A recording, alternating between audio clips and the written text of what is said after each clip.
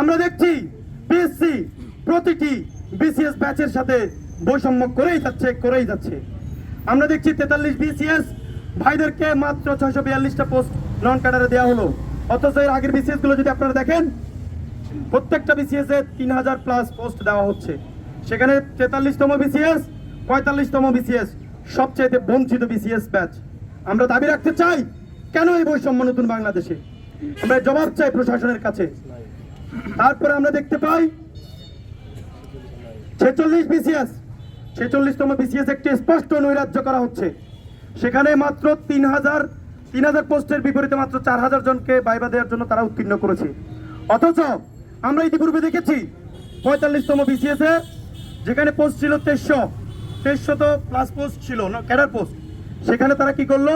মাত্র 1800 জনকে ক্যাডারে সুপারিশ করলো। এটা কেন? এটা হলো এই জন্য যে যোগ্য প্রার্থী নাকি পাওয়া যায় নাই, ওনারা যোগ্য প্রার্থীদেরকে চান্সই দিচ্ছে না। যেটা 46তম বিসিএস আমরা দেখেছি, যোগ্য প্রার্থীদেরকে ওনারা চান্স দিচ্ছে না। পিএসসি আমাদের তিনটে স্পষ্ট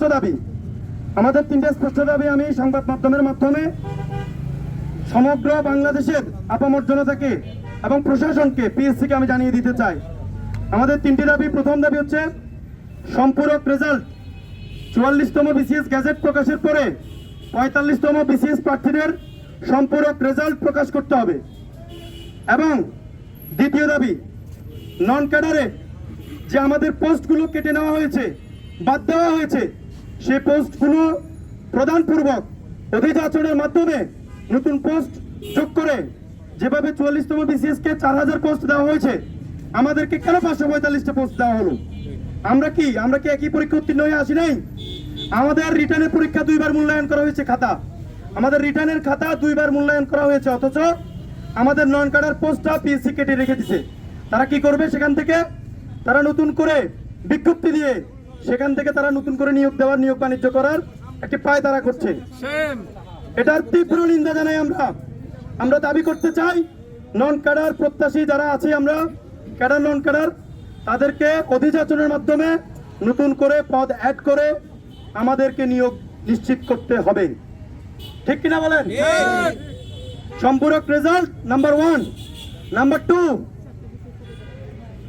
সবগুলো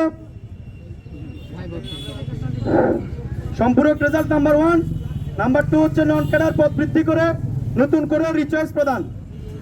3 নম্বর হচ্ছে আমাদের ফ্রিলি রিটার্ন এবং ভাইবার মার্কস প্রকাশ করতে হবে। কে কত মার্কস পেয়ে নিয়োগ পাচ্ছে সেটা জানার অধিকার আমাদের আছে।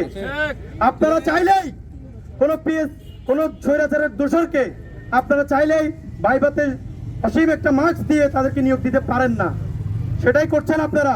আমরা দেখতে পাচ্ছি সন্ত্রাসী সংগঠনের বহিষ্কৃত নেতারা পিএসসিতে নিয়োগ পায়, এখন মেধাবীরা বঞ্চিত হয়।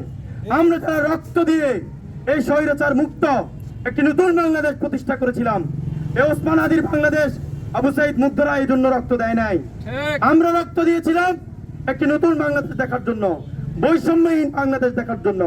অথচ আমরা কি দেখছি?